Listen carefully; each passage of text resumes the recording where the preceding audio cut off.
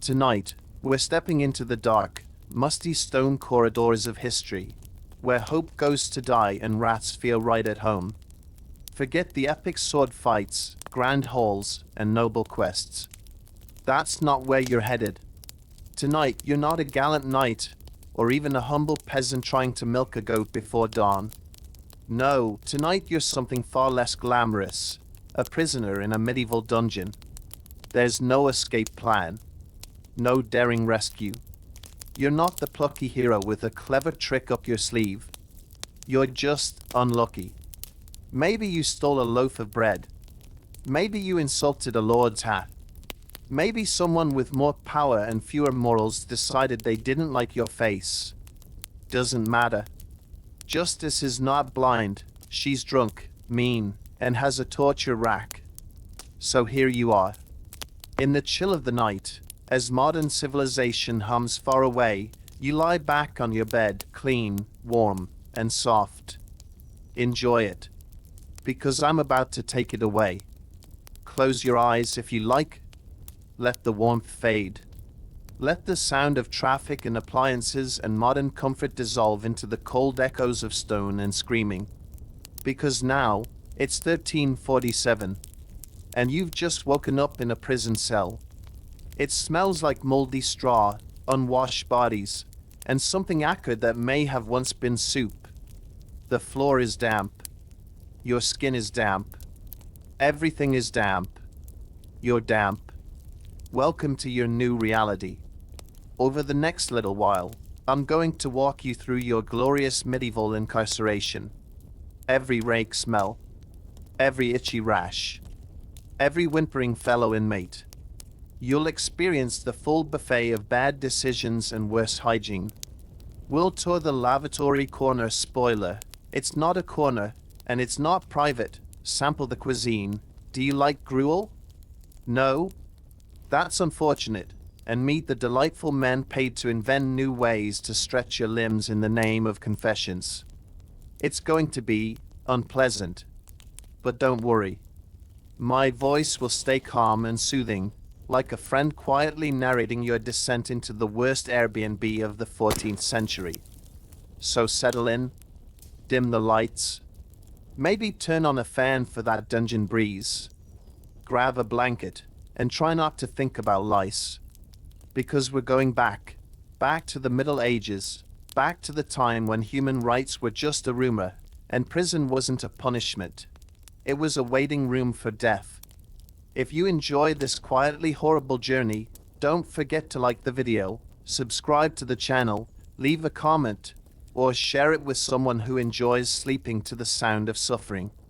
And before we dive into today's story, I want to ask you something. Where are you listening from? And what time is it where you are right now? Because I know that you, me, and everyone else tuned into this video, we all share the same little habit, even if we're scattered across the world, far from one another. Now, you're in your cell. Your wrists are chained. The guard just slammed the iron door. Let's begin.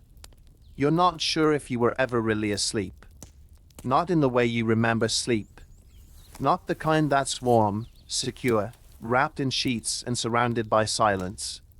No, what you just had was more like an unconscious pause between discomforts. A heavy cough from the far corner of the cell jars you back to semi-awareness. Someone else, probably the man who groans in Latin and smells like old cheese, is still alive, unfortunately. You shift your body slightly, and instantly regret it. The straw beneath you is damp. Again. Or maybe still. It's hard to tell the difference now.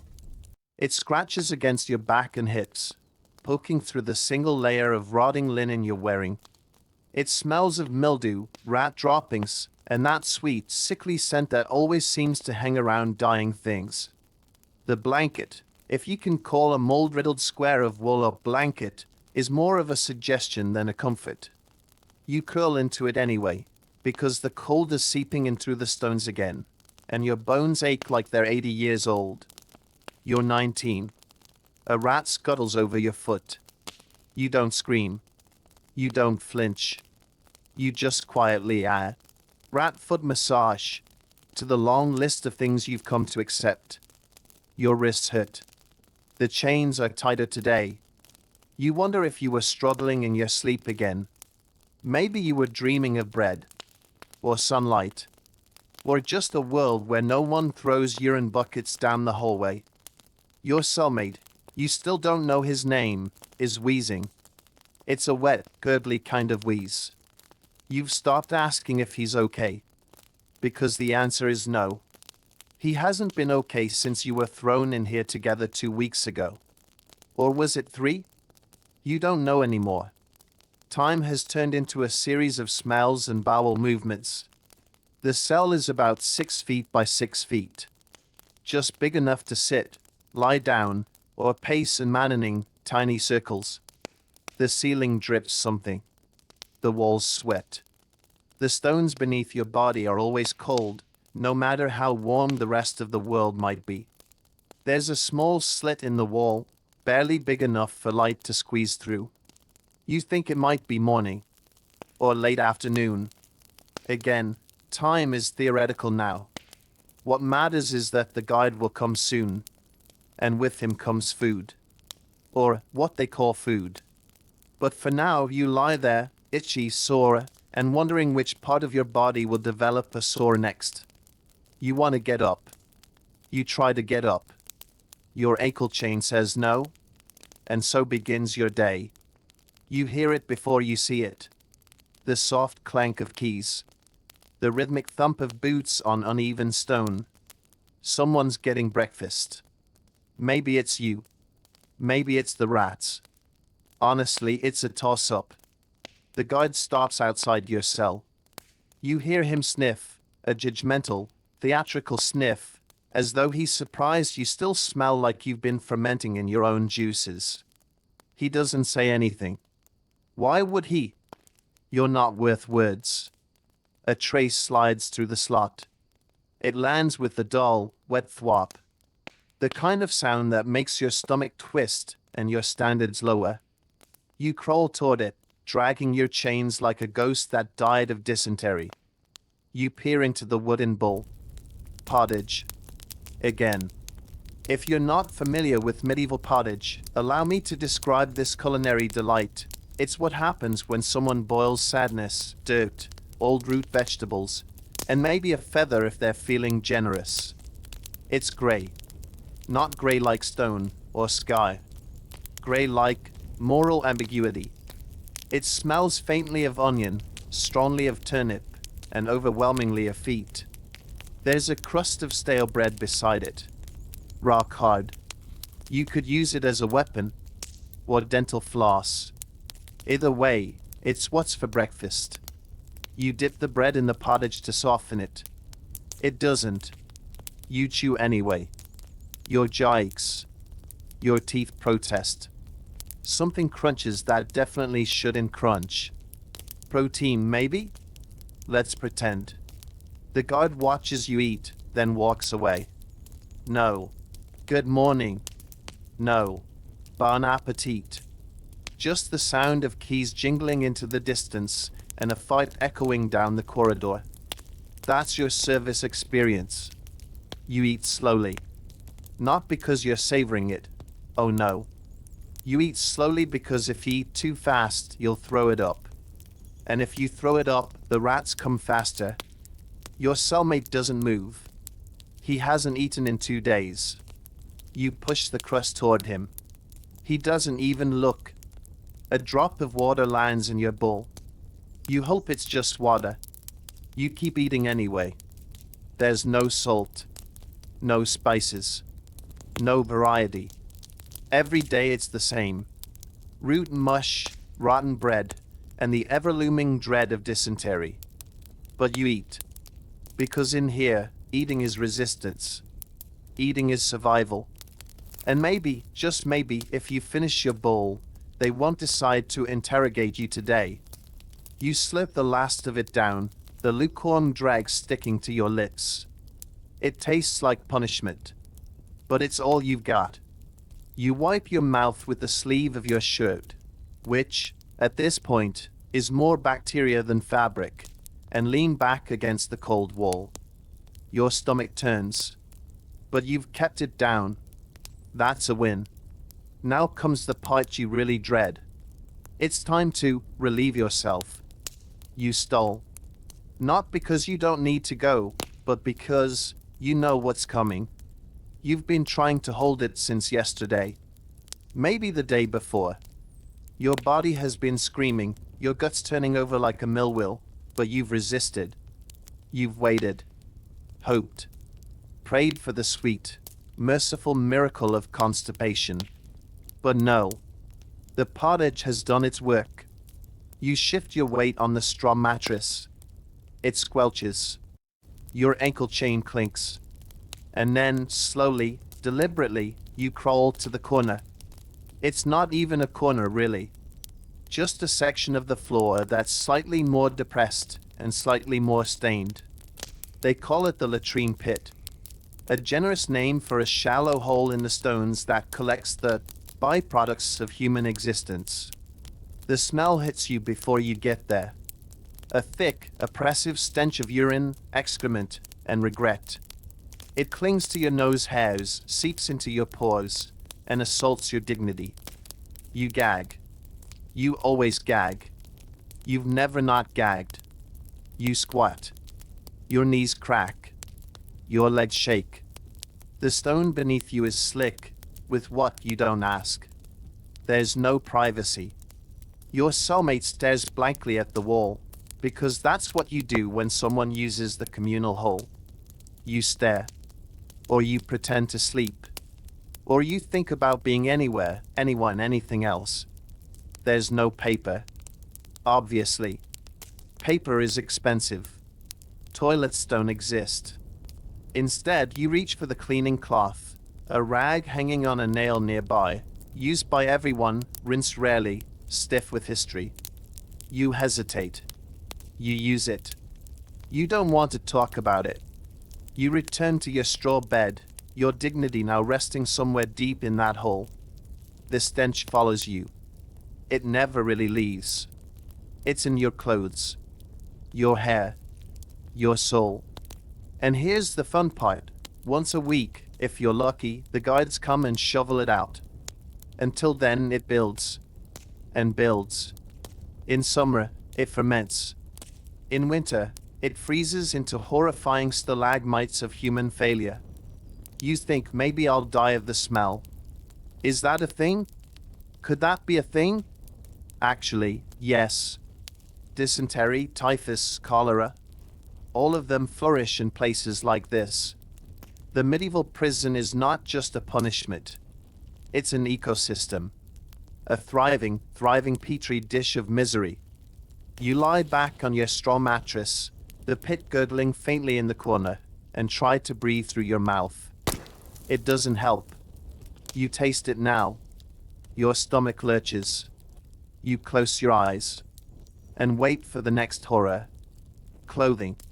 Let's talk about what clings to your body like a wet burlap sack dipped in despair.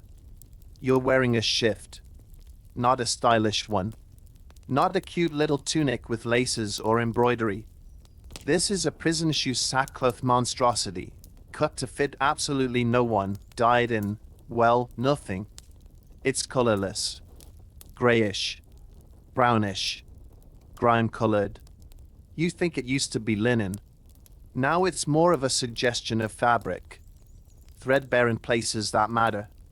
Overly sturdy in places that shouldn't. It sangs off your shoulders, sticks to your sides, and is stiff in unfortunate regions. Why? Because it hasn't been washed since it was handed to you.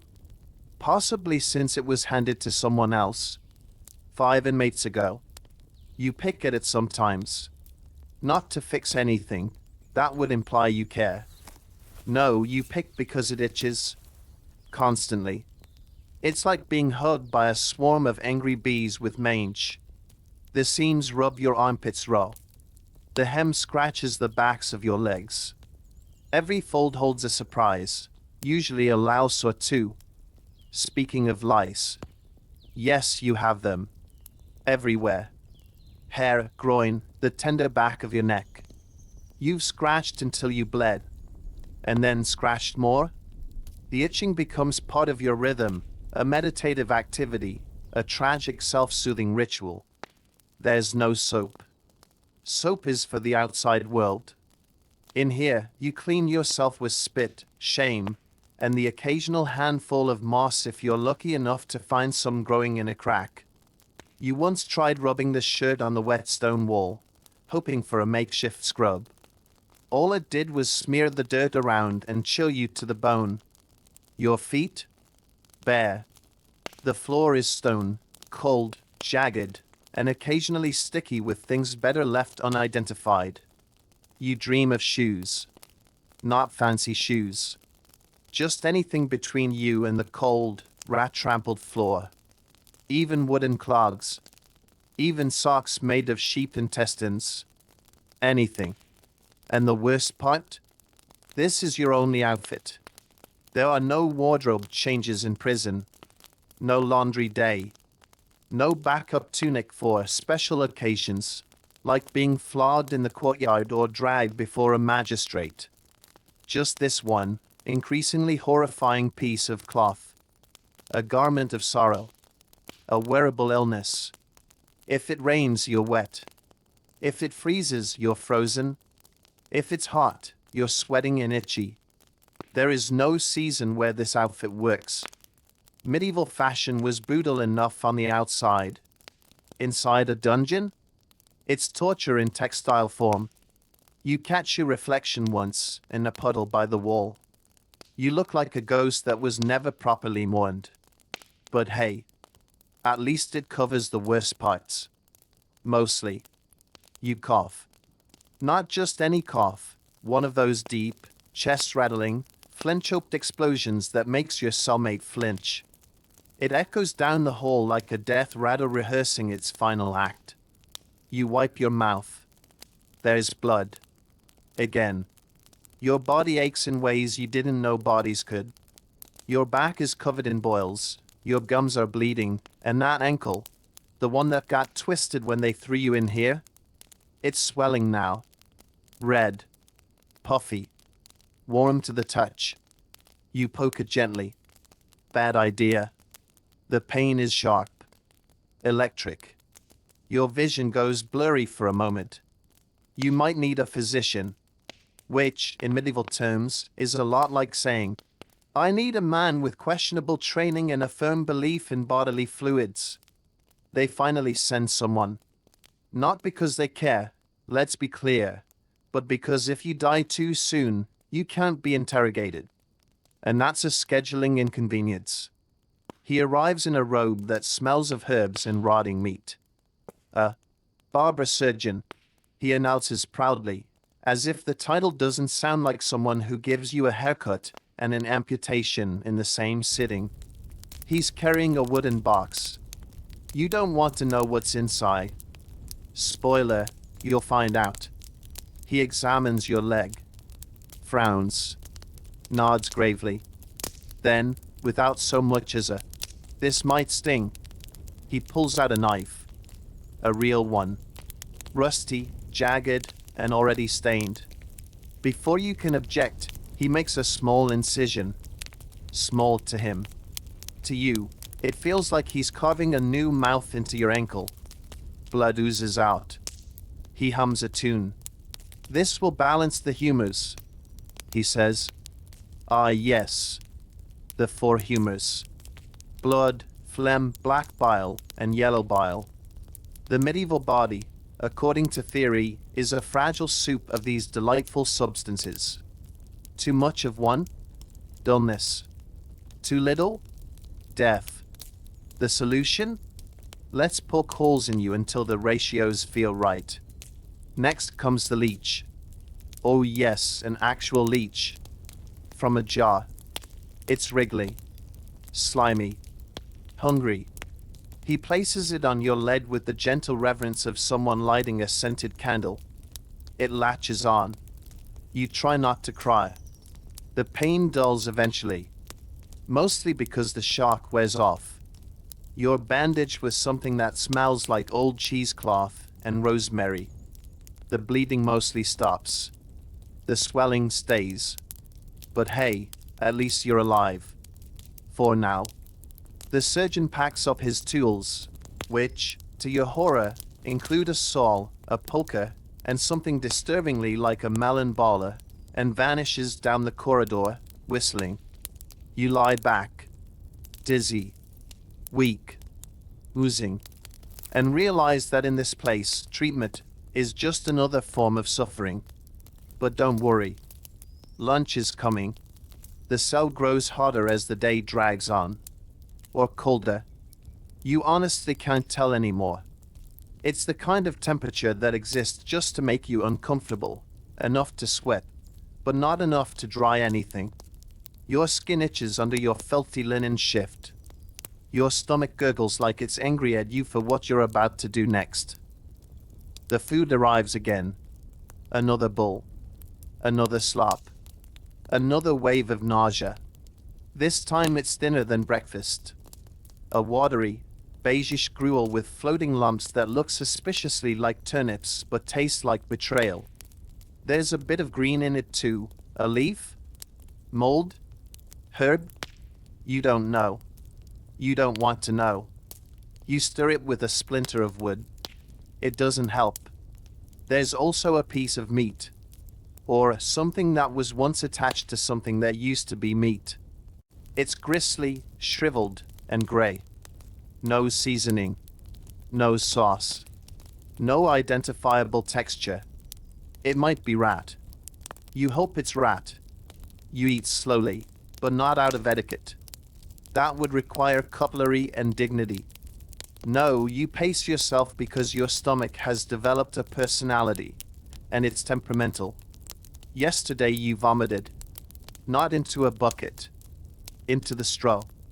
You're still sleeping in that spot. Today, you pray for digestion. Across the cell, your cellmate makes a noise. It might be envy. It might be disgust. It might be a death rattle. Either way, he doesn't move. You chew. And chew. And chew. The meat fights back. It's not just tough, it's defiant. Your jaw feels like it's doing manual labor. You finally give up and swallow. It slides down like a stone wrapped in snot. There's no drink, by the way. Water? Technically, yes. Safe? Absolutely not. What comes through the rusted jug is brown, gritty, and smells faintly of the latrine. But you drink it anyway. Because thirst is worse. And you stopped having standard 6 meals ago. It burns a little going down. That could be dysentery on the horizon.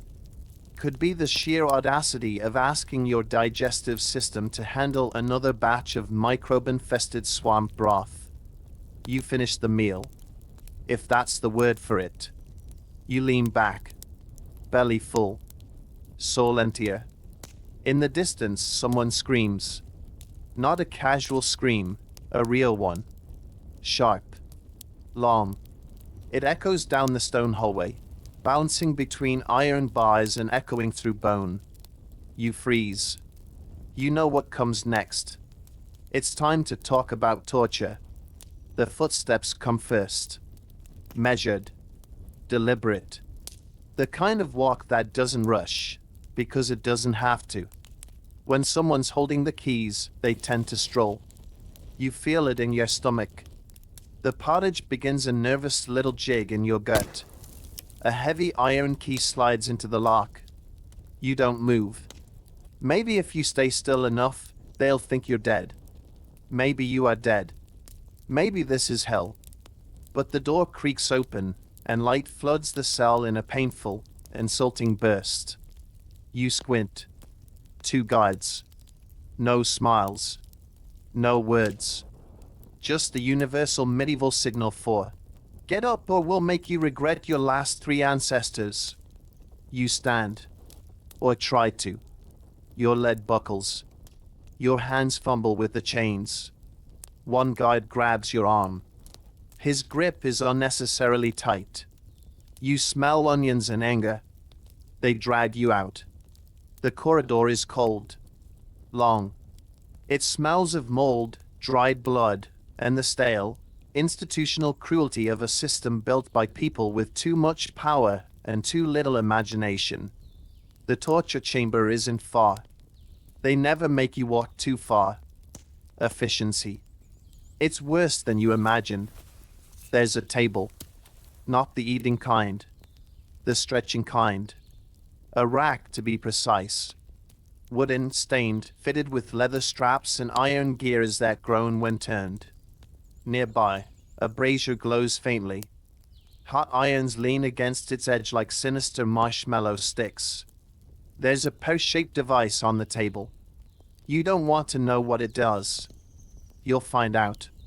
The torturer arrives. He's not theatrical. No black hood. No cackling. He's just practical. Bored even. Like this is paperwork. Another Tuesday morning. Another confession to extract. Truth optional. He asks your name. You answer. He asks your crime. You explain. He asks who else was involved. You hesitate. Bad choice. He nods. Gestures. You're strapped to the table. Your wrists and ankles tied tight. The leather digs into your skin. Your injured leg throbs. And then the wheel turns. Slowly. Your limbs stretch. You feel the tension in your shoulders first. Then your elbows.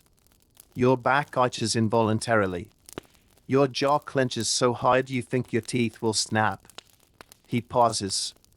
Asks again. You say nothing. Another turn. The pain isn't sharp. It's total. It's not. Ouch. It's. This is what being broken alive feels like. Your body isn't just hurting, it's unraveling. Every tendon screams. Every joint threatens mutiny. They don't even need you to talk. Not really. Confessions are mostly ceremonial. They'll get what they want eventually. Hours pass. Or maybe minutes. Time blurs when you're being turned into taffy. Eventually they stop. You're unstrapped. You crumple to the floor. No one says, "Thank you." No one says, "Sorry." They drag you back to your cell and drop you like meat. The door slams. Your limbs buzz. Your chest heaves. You might have screamed. You can't remember.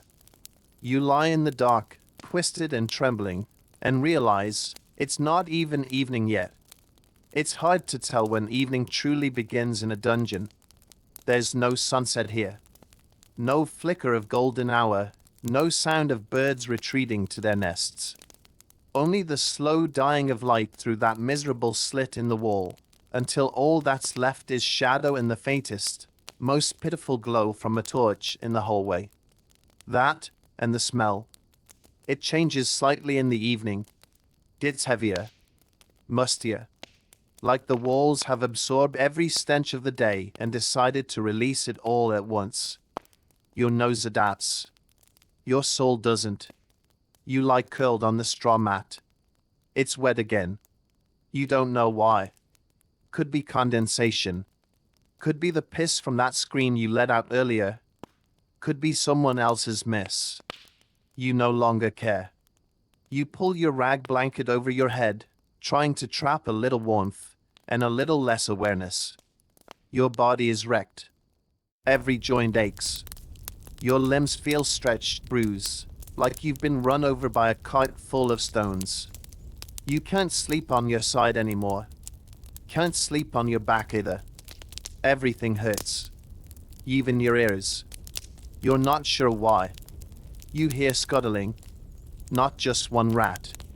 A group. Maybe a family outing. One of them nibbles at your discarded bread crust. Another approaches your foot. You twitch. It flees. You win this round.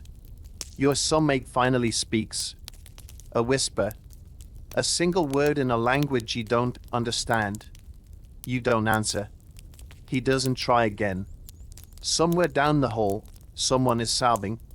It's rhythmic. Sad, but almost musical. You find yourself matching your breathing to it. Inhale on their whimper. Exhale on their silence. And then nothing. Quiet. Real, actual silence. It's more terrifying than the noise. Because in that silence, your thoughts return.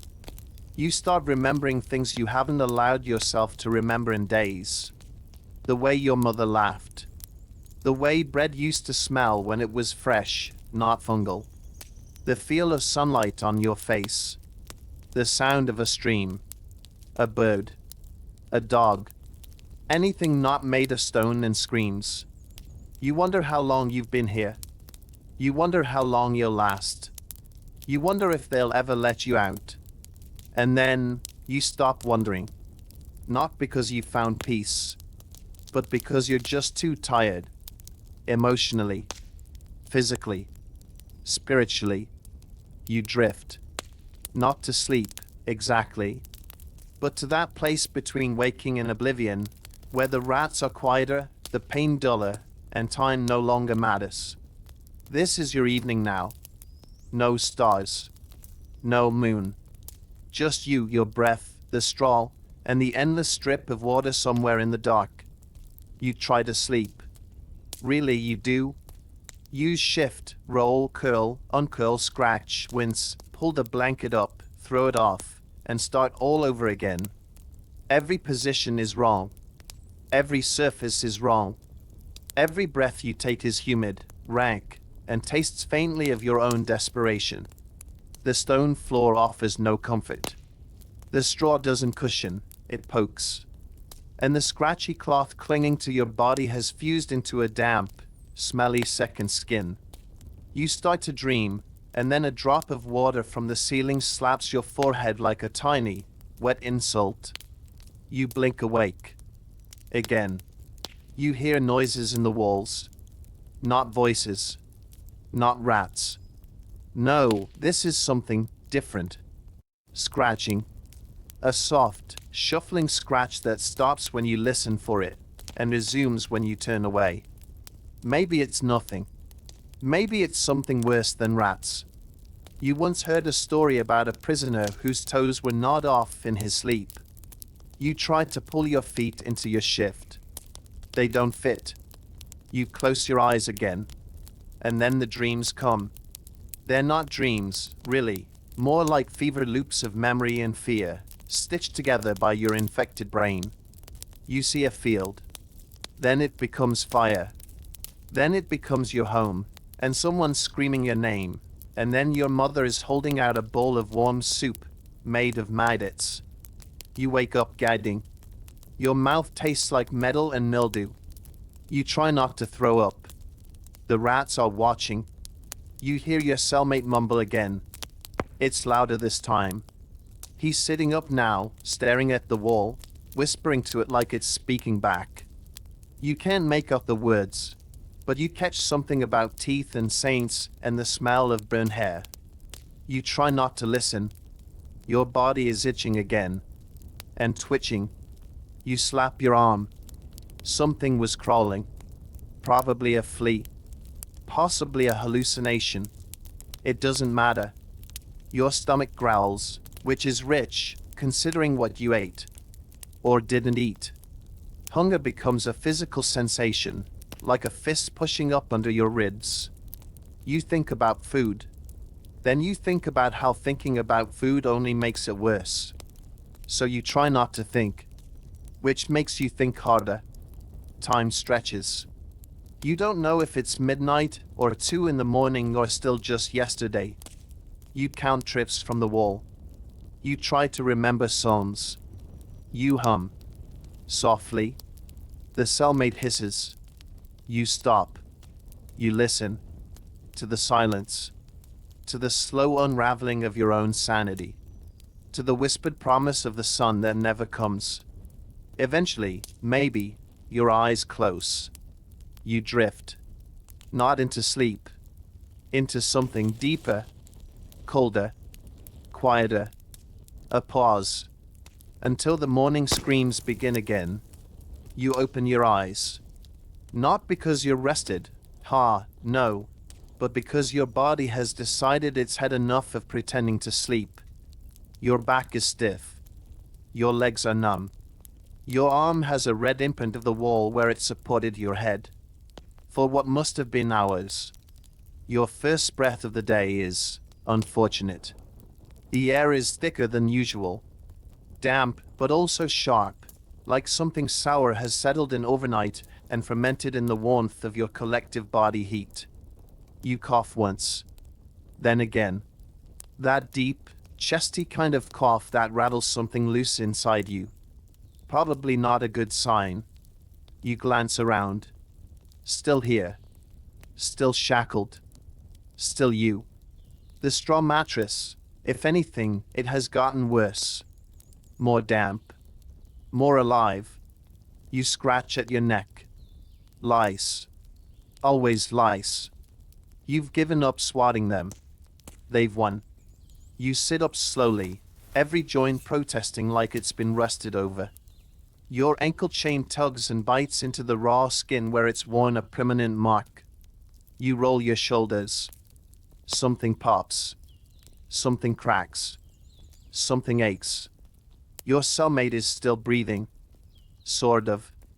That gurgling noise has taken on a new pitch. He hasn't opened his eyes. You poke him with a toe. No reaction. Maybe today's the day he checks out. You try not to care. You fail. You shift your weight toward the food slot. Nothing yet. But you know it's coming. Pottage. Probably the same pot as yesterday. And the day before. You try to remember the last time you tasted anything that wasn't grey. The torchlight flickers outside the cell.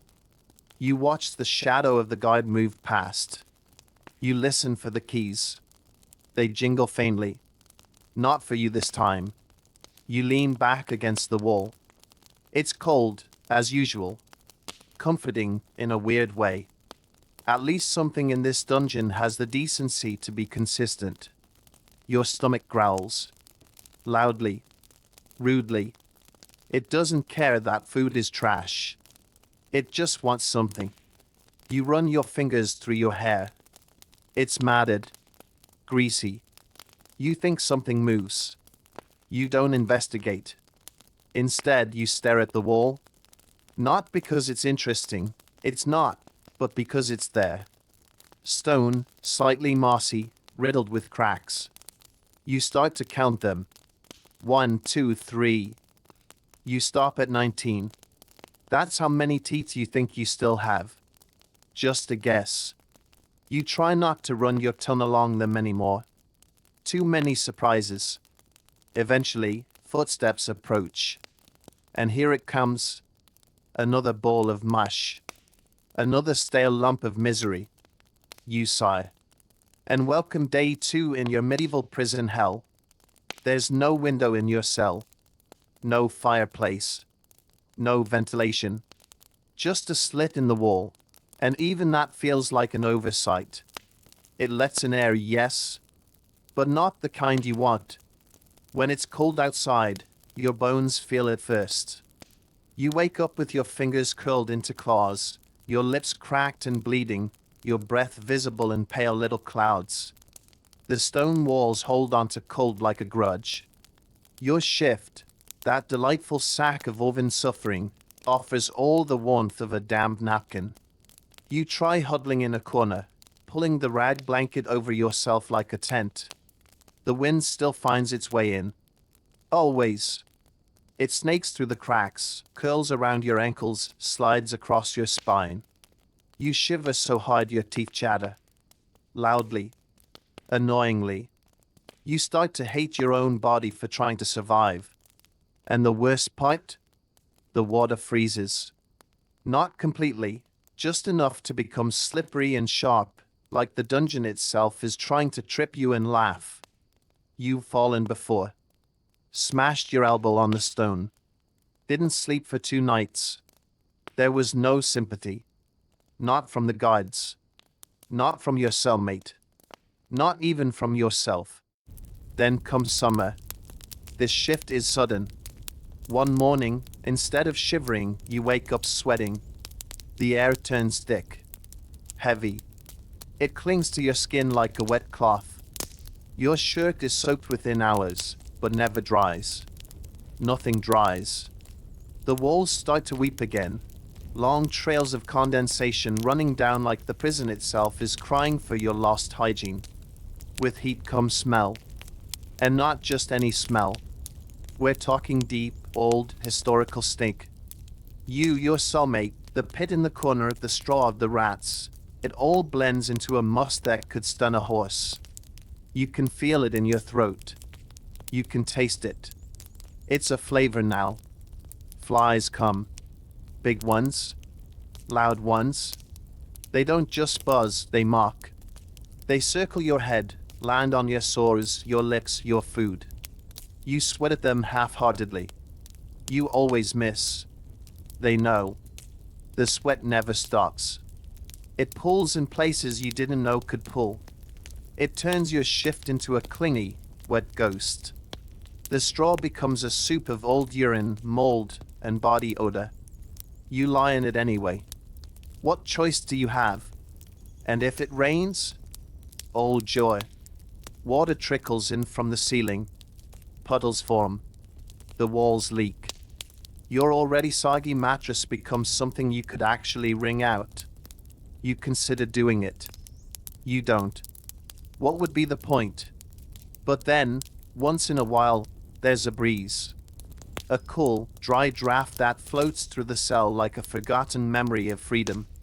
You sit up, eyes wide, breathing it in like someone starved. It lasts 3 seconds. Then it's gone.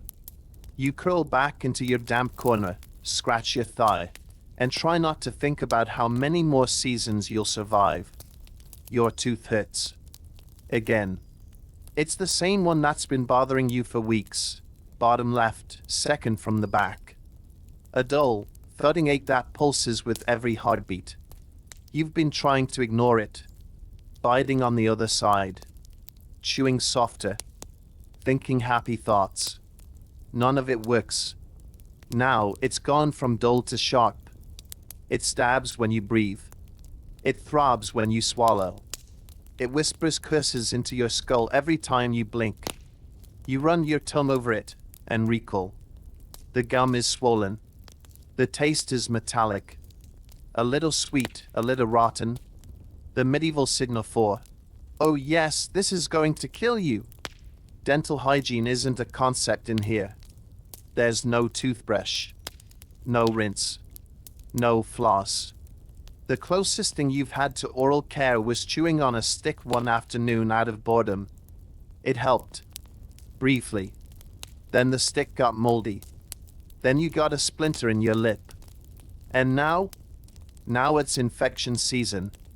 There's no dentist, of course. But there is a man. The same one who tends to wounds, burns, boils, and boredom. He has a set of tools. One of them looks like metal tongs forged by someone who hated teeth. He arrives when your jaw is visibly swollen. One side of your face puffed up like you've been punched by God himself. You can't eat. You can barely talk. Your head pounds. You beg. He smiles. He has 3 teeth. This does not inspire confidence. You're told to sit. You do. Slowly. Dizzily. He holds your face in one hand and with the other pulls out a long, terrifying instrument, iron, hooked, and already stained. Probably with the regrets of others. He doesn't numb you. He just goes in. The pain is indescribable. Not because it's too intense, though it is, but because it's everywhere. It radiates from your jaw to your eyes, down your neck, through your spine. It's a blinding, full-body scream. You try not to move. You fail. He curses. Red drips. Pulls harder. There's a pop. A snap. And then blood. So much blood. You taste it before you feel it. Hot, salty, flowing freely across your tongue. He holds the tooth up like a trophy. You barely register it. You're too busy rocking, moaning, cradling your face like it's betrayed you. He pats your shoulder. A job well done. There's no bandage. No rinse. No painkiller. You're handed a strip of cloth, your cloth, and told to bite down on it. It's already stained from earlier. You obey. The taste of infection lingers. But the sharp pain is gone. Now it's just dull. And bloody. You lie back on your mattress, mouth throbbing, face hot, vision fuzzy. And you think to yourself, maybe death wouldn't be so bad. Then you hear someone choking 2 cells over. You reconsider. You didn't think you missed the cell. But when the guard opens the door and gestures you out, and by gesture, we mean yanks you up by the chain and drags you like a misbehaving goat, you realize just how cruel the outside world can be. Labor duty. It's not optional. It's not rewarded. It's not even consistent. Sometimes you dig. Sometimes you carry things. Sometimes you just stand still while someone screams at you. But today, oh, today is Quarry Day. They toss you into a line of other prisoners, some thin, some limping, all wearing the same expression, the dead-eyed stare of people who've stopped being surprised. You're handed a tool. A pickaxe. Splintered, heavy, and awkward. The wooden handle is slick with sweat, and probably blood. It fits terribly in your hand. You walk. The sun is out. And by out up, we mean it's punishing the earth with relentless, skin-melting fury. You feel it immediately, not just on your back, but in your lungs. The air is thick, dry, dusty. You breathe it in, and your throat scratches like you swallowed a bag of sand. The quarry is a pit of misery carved into the earth. Stone everywhere. No shade. Just rock, men, and the occasional buzzard circling overhead, always hopeful. You're told to chip away at the stone wall. For what? For whom? Doesn't matter. You swing the pickaxe. It bounces. You swing again. It stabs your shoulder with pain. You grit your teeth, your remaining teeth, and keep going. Sweat pours down your face, into your eyes, down your back. It soaks into your shift, making the cloth cling like a jealous ghost. Your hands blister. Your fingers bleed. The guide shouts. You nod. You keep swinging. Next to you, a man collapses. No one moves. No one cares. He's dragged off like a sack of potatoes. You think he's breathing. You hope he's not. That would be kinder. You keep working. They give you water. Ha. No. They offer water. In a bucket. You share it with 8 other prisoners. It tastes like wood, spit, and yesterday's soup. You drink anyway. You're too thirsty to be proud. Time moves strangely out here. You think an hour has passed. It's been 15 minutes. You glance up at the sun, try to judge by the shadows. You wish you hadn't. It's not even midday. At some point you sit. You're not supposed to. But your legs give out. The guard comes over. You brace yourself. He doesn't hit you. He spits near you. Motivation. You get back up. When they finally call it, you're half dead. Covered in dust. Burned. Blistered. Broken. They march you back to the cell. You smell worse now. You didn't think that was possible. You lie down. Your body screams. But you're back in the dark. And you've survived another delightful prison field trip.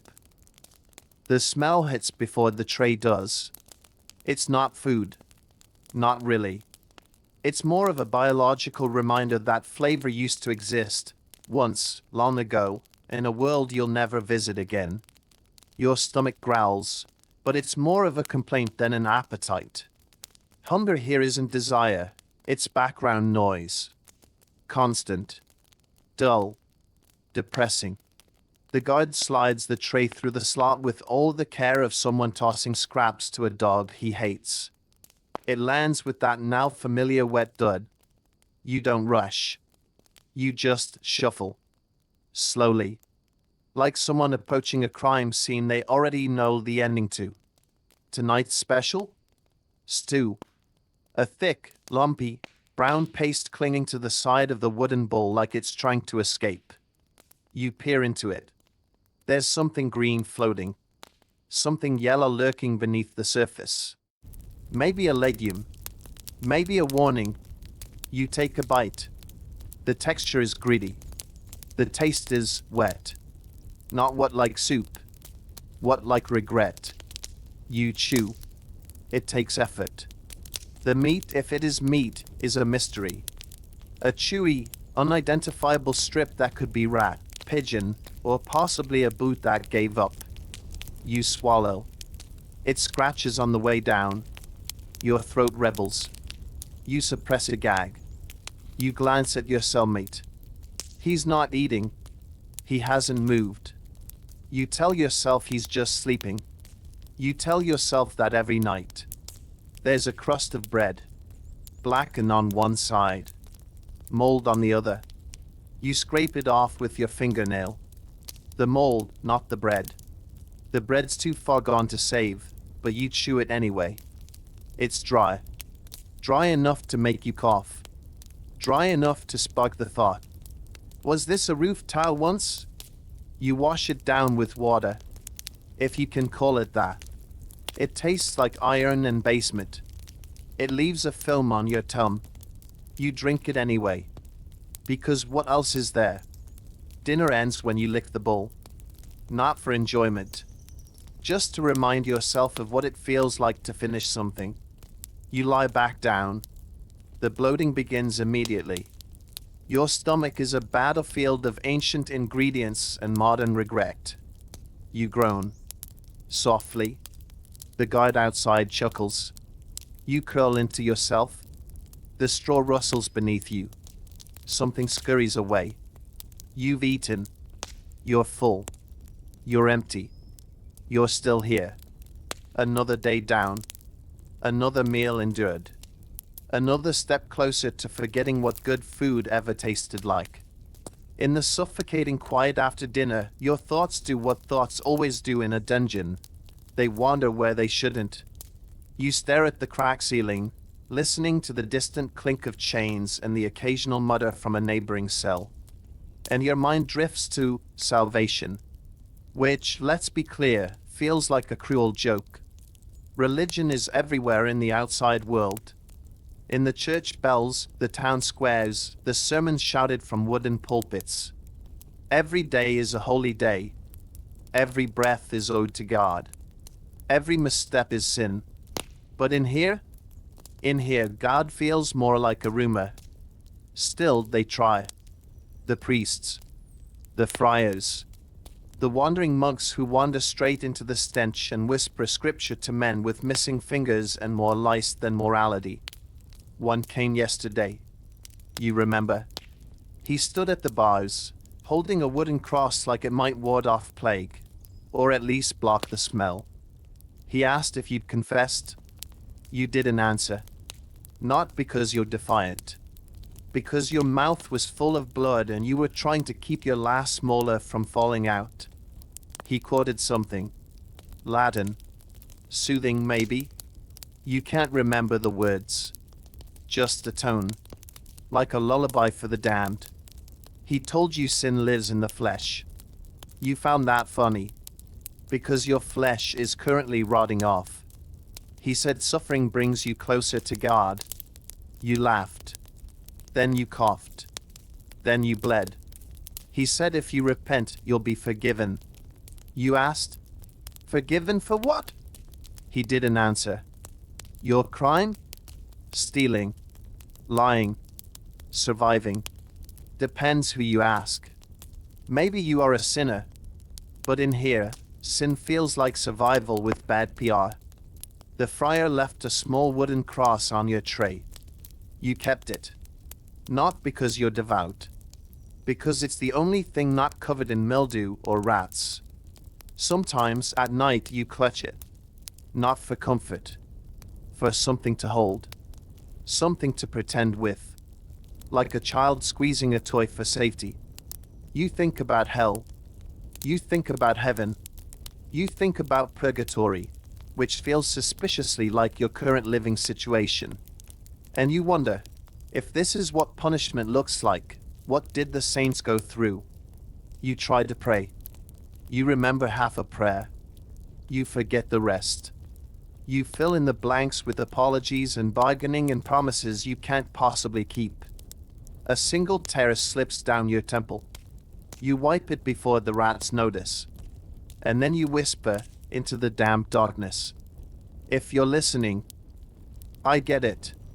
I do. But maybe, just once, ease up a little. Silence answers. But it feels softer now. You don't see them. Not often. But you hear them. Sometimes a soft cry down the corridor. Sometimes silence, too perfect to be natural. Sometimes a cough, not deep, not loud, but sharp, restrained, the kind of sound someone makes when they've forgotten how to breathe freely. There are women in this prison. Not many. Not that you know. They're kept separately. Not for their safety, of course. This isn't modernity. This is the Middle Ages. They're separated to reduce distraction. For the guards. For the other prisoners. For reasons that sound noble and feel cruel.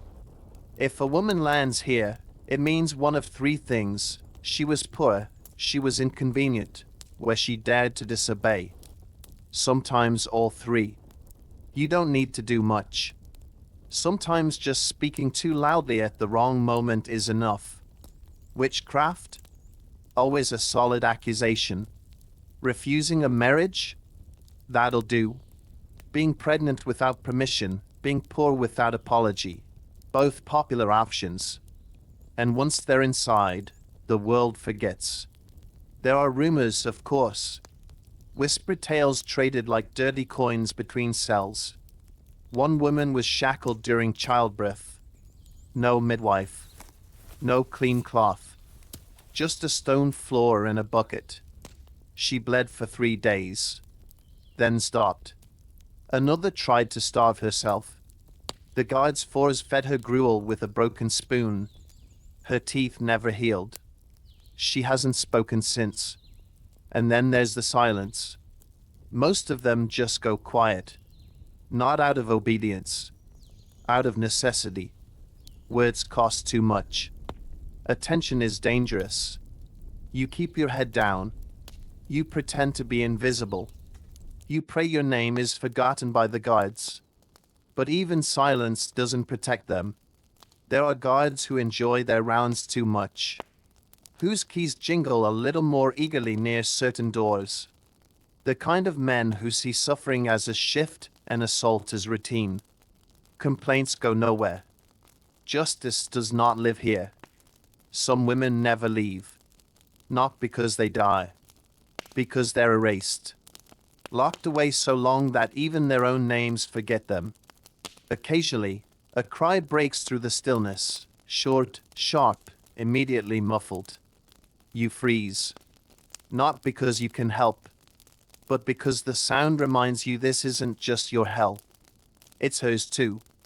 And in many ways, it's worse. You clutch the edge of your straw bed.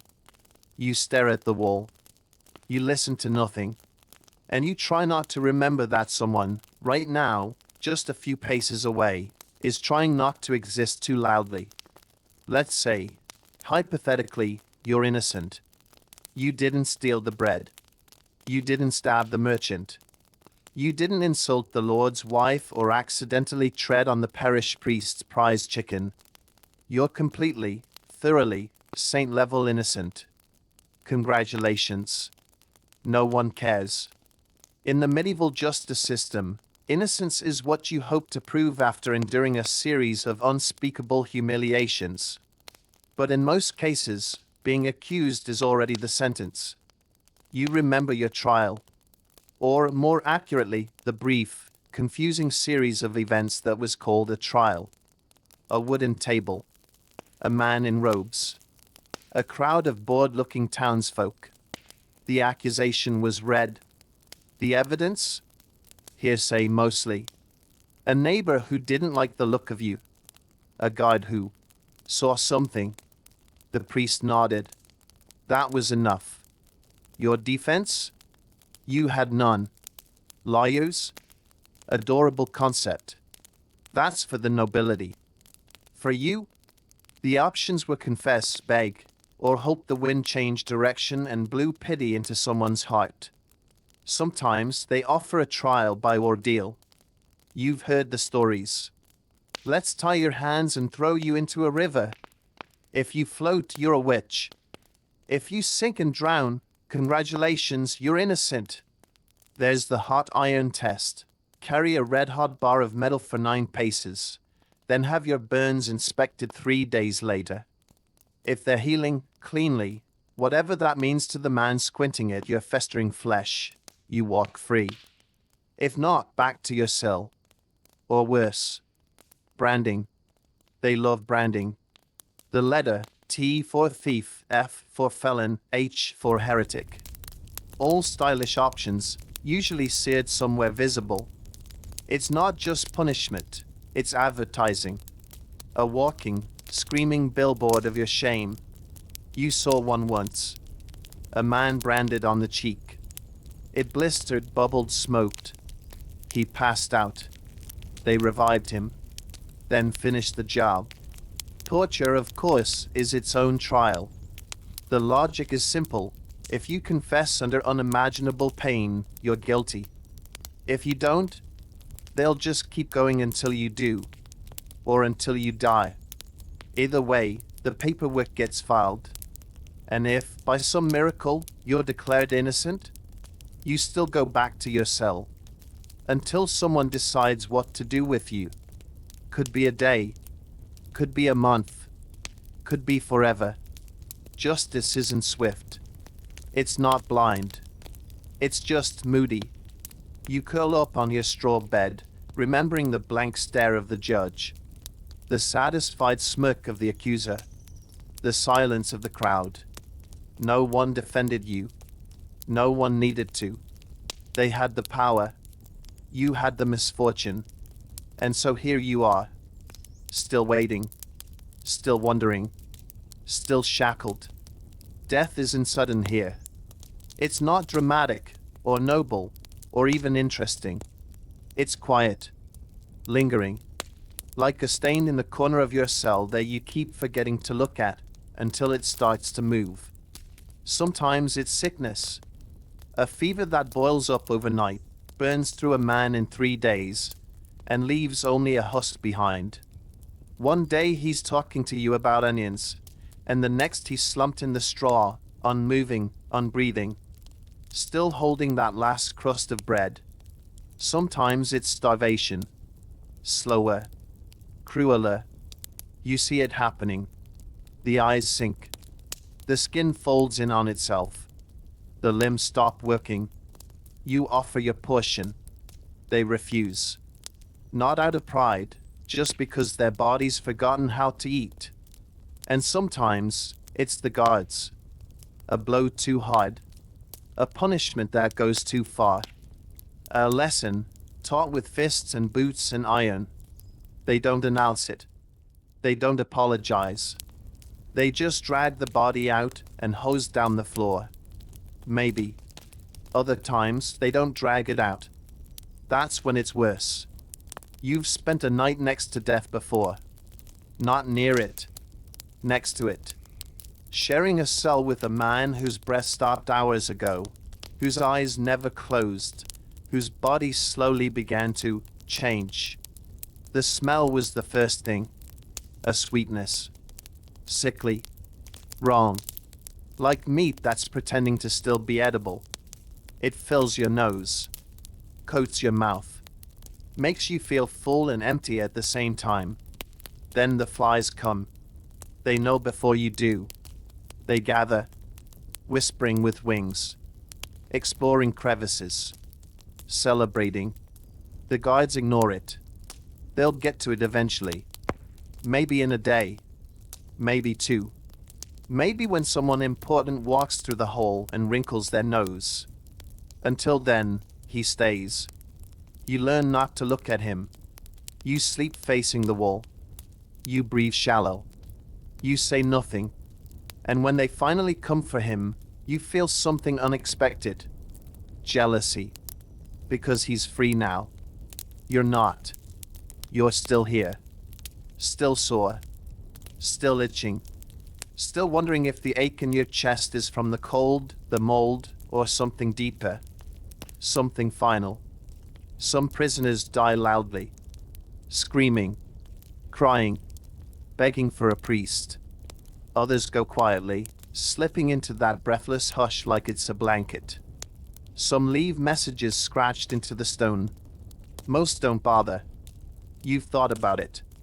What yours would say. But then you realize the wall doesn't care. And neither does anyone else. You don't think about leaving anymore. Not because you've given up, though, let's be honest, parts of you have, but because it feels abstract. Like trying to imagine being a bird, or a cloud, or something else that doesn't reek of latrine and disappointment. But freedom does happen. Sometimes. Rarely. Miraculously. There are 3 ways out, if you're lucky. And lucky is doing a lot of heavy lifting here. The first is pardon. Maybe a local lord has a change of heart. Maybe a priest intercedes. Maybe the records get wet, your name fades, and someone says, "Who's this again?" You're called up. Unchained. Pushed out the door into the daylight like a drunk being thrown out of a tavern. It happens. You've seen it. Once. He didn't laugh. He didn't cry. He just blinked at the sun like it was a punch to the face, then shuffled away, arms dangling, eyes hollow. You wondered if he'd survive a week. You never saw him again. The second path is ransom. For this, you need to be worth something. Anything. A family member who cares. A friend with coin. A guild that notices you're missing. They send gold. A guard pockets half. The rest changes hands, and suddenly you're not a prisoner anymore. You're a financial transaction with legs. You have no such benefactor. At least, not that you know of. You once had a cousin. Maybe. He owed you 3 onions. You're not holding your breath. The third? The third is everyone's favorite. Royal boredom. Every so often, a king, or a duke, or a lesser noble with a flair for dramatics, decides to clean house. A mass pardon. A festival amnesty. A gesture of goodwill to celebrate the birth of his 7th daughter or the winning of a war you didn't even know was happening. And you become a name on a list. Released. Just like that. Except, of course, you're not told in advance. You find out when the guard barks your name, tosses your file to the side, and yanks the door open like it's never been locked. Freedom. In theory. But even if the door opens, even if the shackles fall, you've changed. Your body's weak. Your skin's pale. Your lungs hurt in fresh air. The world is too loud. Too bright. Too fast. Every sound feels like a threat. Every smell feels unfamiliar. You don't know where to go. You don't remember how to speak without mumbling. Some released prisoners go right back in. Petty crimes. Sleeping on a noble's doorstep. Starving in the wrong alley. Because out there, they don't treat you better. They just treat you differently. Still you dream. Not often. Not loudly. But sometimes, in the quiet between rat scuttles, You imagine the sound of keys turning in the other direction. You're back in your bed now. Not the straw mat soaked in sweat and despair, your real bed. The one with sheets, pillows, maybe even a mattress that doesn't smell like goat breath. There's a quiet hum in the background. A fan, maybe, or distant traffic, or just the soft sound of the 21st century doing its thing. You feel the difference now, don't you?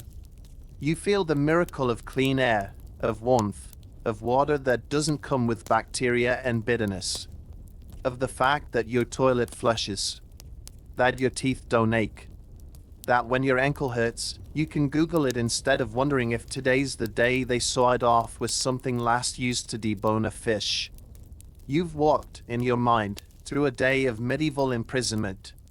You've woken up sore, eaten mush, sat in your own filth, endured chains, pain, and procedures no one should ever call medical. You've shared space with rodents, fevers, and the lingering scent of those who didn't make it. You've heard the screams, felt the hopelessness, tasted the dry, moldy crust of a system that forgot you. And now you're here. You have lights you can switch off, a door that locks from the inside. You have rights, access, a phone, socks that don't give you rashes. You're not someone's property. You're not tied to a post waiting for a priest to nod before a guard breaks your ribs.